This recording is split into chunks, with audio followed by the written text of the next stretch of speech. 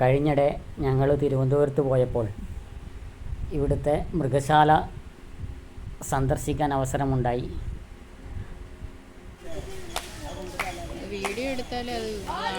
ഇപ്പോൾ നമ്മൾ കാണുന്നത് ഹിപ്പോപ്പൊട്ടാമസിനെയാണ്. അതിൻ്റെ ആ പ്രവൃത്തിയും വെള്ളത്തിലുള്ള കുളിയും ഒക്കെ കാണുന്നത് ഒരു ഭംഗിയാണ്. മൃഗത്തെ നമ്മൾ കാണുമ്പോൾ നമുക്ക് ഹിപ്പോപ്പൊട്ടാമസിനെ കാണുമ്പോൾ ഒരു അയ്യേ എന്നൊക്കെ തോന്നുന്നൊരു അവസ്ഥ ഉണ്ടെങ്കിൽ പോലും അവരുടെ ആ പ്രവൃത്തികളൊക്കെ കാണുമ്പോൾ ഒരു രസമുണ്ട് കാണാനായിട്ട്.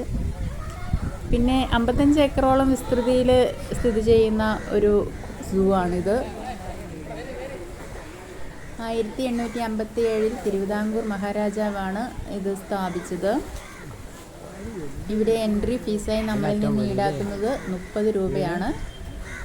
30 രൂപയ്ക്ക് ഇവിടം കാണുന്നത് ഒരു നഷ്ടമാണെന്ന് തോന്നുന്നില്ല.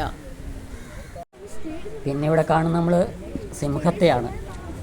സിംഹ ഇതിൻ്റെ മേലെ കിടന്ന് ഉറങ്ങുകയായിരുന്നു. ഞങ്ങൾ കണ്ടപ്പോഴാണ് എണീറ്റ് വരുന്നത്. പ്രായമുള്ളതാണെന്നാണ് കണ്ടിട്ട് തോന്നുന്നത്. നമ്മുടെ മൈസൂരിലെ സൂമിലെ സിംഹത്തെയൊക്കെ വെച്ച് കാണുമ്പോൾ ഇവന് കുറച്ച് ഒരു ഉഷാർ കുറവ് പോലെ തോന്നുന്നുണ്ട്. പ്രായത്തിൻ്റെ ആകാനാണ് സാധ്യത.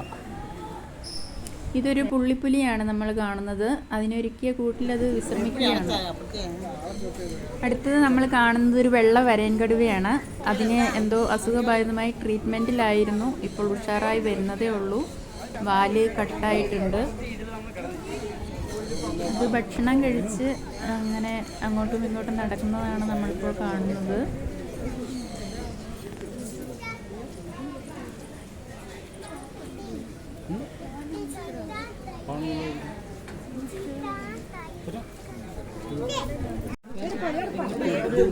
ഇപ്പം നമ്മൾ കാണുന്നത് കടുവയാണ്, ബംഗാൾ കടുവയാണ്.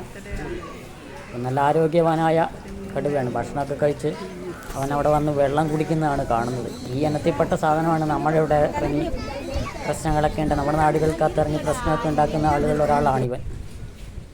ഇപ്പം നമ്മൾ കാണുന്നതും പുലിയാണ്. നമ്മുടെ നാട്ടിൽ പറയൂലേ, നീ വെറും പുലിയല്ലടാ, കഴുതപ്പുലിയാണ്. അതുപോലത്തെ ഒരു കഴുതപ്പുലിയാണ് നമ്മൾ ഈ കാണുന്നത്. അവനിങ്ങനെ അവൻ്റെ കൂടിനകത്ത് അങ്ങോട്ടും ഇങ്ങോട്ടേക്കും നടന്നുകൊണ്ടിരിക്കുന്ന ഒരു കഴുതപ്പുലിയാണ് നമ്മൾ കാണുന്നത്. ഇതൊരു പുള്ളിപ്പുലിയുടെ കുഞ്ഞിനെയാണ് നമ്മൾ കാണുന്നത്.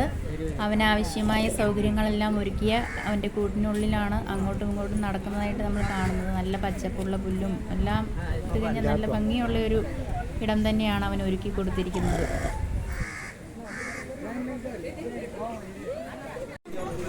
ഇതും ഒരു ബംഗാൾ കടുവയാണ് നമ്മൾ കാണുന്നത്. മുൻപ് നമ്മളൊന്ന് ആദ്യം കണ്ടിരുന്നു. ഇവൻ കുറച്ചുകൂടി ഉഷാറായിട്ടുള്ള ഒരു കടുവയാണ്. കണ്ടിട്ട് നല്ല ശൗര്യമൊക്കെ തോന്നുന്നുണ്ട് കാണാനായിട്ട്.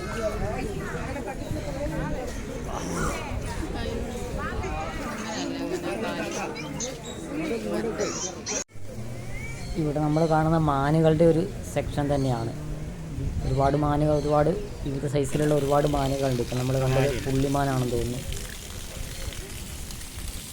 ഈ മാനുകളുടെ ഒരു ശരീരഘടന പൊതുവെ വളരെ ആകർഷകമായ, വളരെ മനോഹരമായ രീതിയിലാണ് എൻ്റെ ശരീരഘടന. എൻ്റെ ആ ചലനങ്ങളും എൻ്റെ കൊമ്പും ആ രീതി നടപ്പൊക്കെ കാണാൻ വേണ്ടി വളരെ രസകരമാണ്. ഏറ്റവും മനോഹരമായ മൃഗങ്ങളിലൊന്നാണ് ഈ മാനുകളെന്ന് തോന്നുന്നത്. കാണുമ്പോൾ നമുക്കിങ്ങനെ നോക്കി നിന്ന് പോകാം എൻ്റെ ആ നടത്തവും ചലനങ്ങളെല്ലാം. ഓമനത്തം തോന്നുന്ന ഈ മാനുകൾക്കിടെ നമുക്ക് കൃഷ്ണമൃഗത്തെയും കാണാം. ചെറുതും വലുതുമായി 100 കണക്കിന് മാനുകളുണ്ട്. അവയെല്ലാം പലയും ചെറുതും എല്ലാം ഇവിടെ തന്നെ ഉണ്ടാകുന്നതാണെന്നാണ് കണ്ടിട്ട് തോന്നുന്നത്.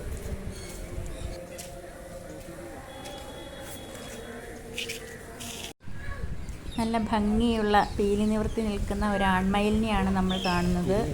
അവൻ്റെ ആ നൃത്തവും ആ നിൽപ്പുമൊക്കെ നല്ല ഭംഗിയുണ്ട് കാണാനായിട്ട്. തിരുവനന്തപുരത്ത് വരുന്ന ആളുകൾക്ക് സന്ദർശിക്കാൻ പറ്റിയൊരിടമാണ് നമ്മുടെ സൂമ്. ഒട്ടേറെ കാഴ്ചകൾ കാണാനുണ്ട്. 30 രൂപ എൻട്രി ഫീസുമുള്ളൂ. ഇനി ഒരുപാട് കാര്യങ്ങൾ കാണിക്കാനുണ്ട്. നമ്മുടെ വീഡിയോ ഇവിടെ അവസാനിപ്പിക്കുകയാണ്. സപ്പോർട്ട് ചെയ്ത എല്ലാ ആളുകൾക്കും നന്ദി.